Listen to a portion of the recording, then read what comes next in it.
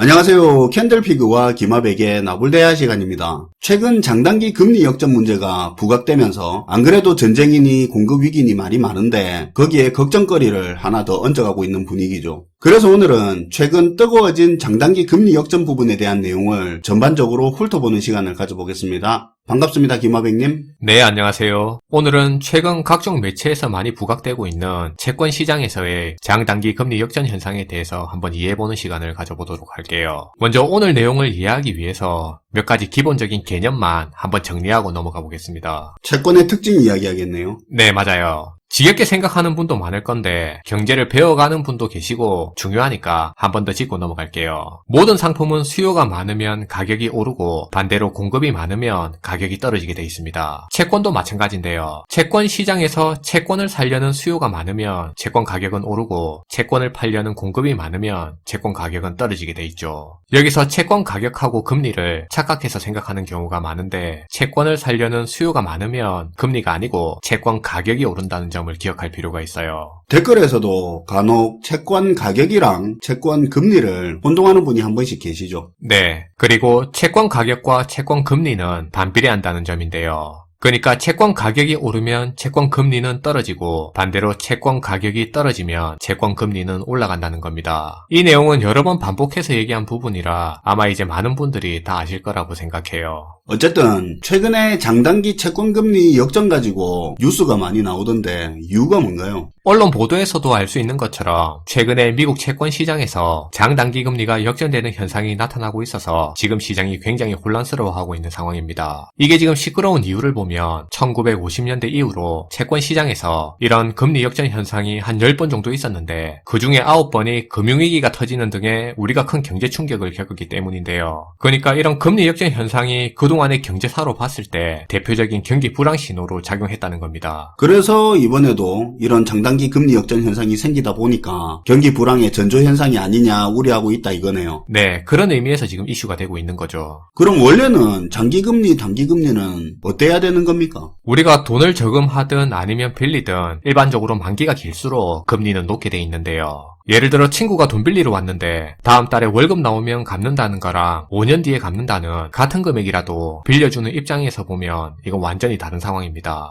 아무래도 만기가 길수록 떼일 위험도 높고 리스크도 크니까 당연히 금리가 높은 게 정상인데요. 채권금리도 마찬가지입니다. 만기가 짧은 단기금리보다는 만기가 긴 장기금리가 더 높은 게 정상적인 모습이에요. 단기금리가 낮고 장기금리가 높은 게 일반적이라는 말인데 최근에 말하는 금리 역전은 그럼 이게 지금 단기금리가 장기금리보다 높아진 상황이라는 거네요. 네, 맞아요. 이걸 두고 한쪽에서는 앞에서도 얘기한 것처럼 이런 금리 역전 이후에 거의 대부분이 1년에서 2년 내에 경제 충격이 일어나다 보니까 이번에도 경기 침체 신호라고 얘기하고 있고 다른 한쪽에서는 아니다. 너무 겁먹을 거 없다라고 하고 있는데 중요한 점은 어쨌든 지금 경제 상황에서 비정상적인 현상이 나타나고 있다는 점은 부인할 수 없는 사실입니다. 근데 이 장단기 금리 역전 현상은 뭐 때문에 생기는 겁니까? 우선 그 전에 단기금리와 장기금리의 특징을 먼저 살펴보는 게 좋을 것 같아요. 채권 시장에서는 만기 2, 3년까지는 단기 채권으로 보고요. 5년에서 7년은 중기 채권, 만기 10년 이상부터를 장기 채권, 장기금리라고 본다고 생각하면 됩니다. 예를 들어 만기가 2년인 2년물 채권 금리는 단기금리인 거죠. 그리고 추가적으로 알아둬야 될 게 각 나라의 중앙은행에서 정하는 금리를 정책금리 혹은 기준금리라고 하는데 단기금리의 특징은 이런 정책금리라고 할 수 있는 기준금리에 따라서 움직이는 특징이 있습니다. 물론 단기금리라고 해서 시장 영향을 아예 안 받는다고 할 수는 없겠지만 장기금리에 비해서 보면 시장 영향보다는 기준금리 영향을 더 크게 받아서 움직인다고 볼 수 있어요. 반면에 장기금리 같은 경우는 중앙은행에서 정하는 기준금리보다는 물가라든지 경제성장과 같은 그런 시중의 다양한 경제 상황에 따라서 움직이는 특징이 있는데요. 단기금리하고는 좀 다른 부분이 있죠. 그래서 실질적으로 보면 이런 장기금리가 우리 실물 경제에 더 영향을 많이 끼치는 금리라고 볼 수 있습니다. 다시 본론으로 돌아가서 장단기 금리 역전 현상은 크게 두 가지 이유로 발생한다고 볼 수 있습니다. 장기금리에 비해서 단기금리가 너무 급등해서 금리 역전 현상이 일어날 수도 있고 아니면 장기금리가 너무 떨어져서 발생할 수도 있는데요. 그럼 여기서 먼저 단기금리가 급등하는 이유를 보면 단기금리는 중앙은행이 정하는 기준금리의 영향을 받아서 움직이는 특징이 있다고 했는데 이 말의 의미를 보면 기준금리 인상이 지금보다 더 빠르게 되고 또 더 강력하게 큰 폭으로 이루어질 거라는 그런 예상이 될 때 단기금리가 이런 기준금리의 흐름을 반영해서 크게 올라갈 수 있습니다. 어찌 보면 지금 상황도 비슷한 경우라고 볼 수 있을 것 같아요. 그럼 장기금리가 확 떨어져서 금리 역전 현상이 생기는 그런 케이스도 있겠네요. 그쵸. 말씀하신 것처럼 장기금리가 떨어져서 장단기 금리가 역전되는 현상이 일어날 수도 있는데요. 앞에서 장기금리 같은 경우는 물가라든지 경제 성장률과 같은 그런 다양한 경제 요인이나 금융 상황에 따라서 움직이는 금리라고 얘기했습니다. 채권 가격과 채권 금리는 반대로 움직이고 채권 시장에서 채권을 살려는 수요가 많으면 채권 가격이 올라가게 된다고 했습니다. 그러면 여기서 장기금리가 떨어진다는 말은 장기 채권의 수요가 는다는 거네요. 그쵸. 예상하시다시피 주식은 위험자산이고 채권은 안전자산이라고 생각하기 때문에 경기 침체 불안이 커지고 장기적인 경제성장 기대감이 꺾였을 때 장기 채권에 대한 채권 수요가 몰려서 채권 가격이 오르고 채권 금리가 떨어지게 되는 겁니다. 기본적으로 사람들은 경제 위기가 생기면 수익은 좀 적더라도 장기적으로 안정적인 수익을 확보할 수 있는 쪽으로 움직이게 돼 있는데요. 그래서 시장에서는 경제 위기가 올 것 같다고 느끼면 만기가 짧은 2년물보다는 10년 만기와 같은 장기 채권 매입을 통해서 꾸준히 수익을 확정시켜 놓는 쪽으로 투자 흐름이 몰리게 되고요. 그럼 그게 채권 가격을 올리고 채권 금리를 떨어지는 양상을 만들어가게 되는 겁니다. 그 상황이 심해지다 보면 장단기 금리 역전도 또 생길 수 있는 거네요. 그쵸. 이게 금리 역전 현상으로 이어질 수 있는 거고요.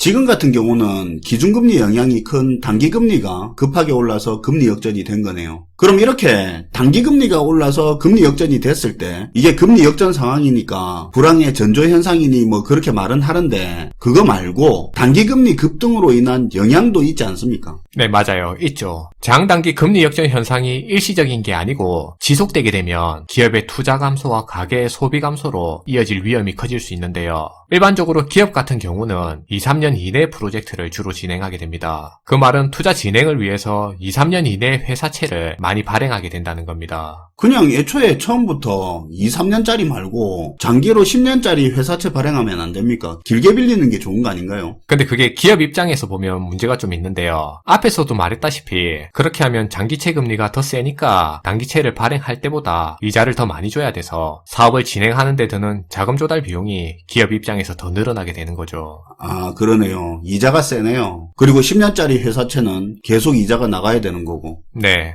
회사채 같은 경우는 1년짜리라도 중장기채라고 할 만큼 대체적으로 만기가 짧아요. 어쨌든 여기서 알아둬야 될 내용은 이렇게 기업에서 발행하는 회사채든 금융채든 이런 채권금리는 국채금리의 영향을 받아서 결정된다는 사실인데요. 그러니까 예를 들어 2, 3년짜리 단기 국채금리가 오르면 2, 3년짜리의 회사채 금리도 같이 올라가게 된다는 겁니다. 그래서 단기금리 급등으로 장단기 금리 역전 현상이 생기고 이게 계속 지속되게 되면 기업들의 자금 조달 부담을 키워서 투자 감소로 이어질 수 있고요. 그럼 그게 고용에도 일정 부분 영향을 주는 거고요. 단기금리가 기업 투자하고 관련이 있었네요. 물론 지금 상황은 지속적인 상황인 건 아닌 거고요. 근데 이유야 어찌됐건 장단기 금리 역전 현상은 일어났는데 이걸 불황의 신호로 봐야 하는 겁니까? 어떻습니까?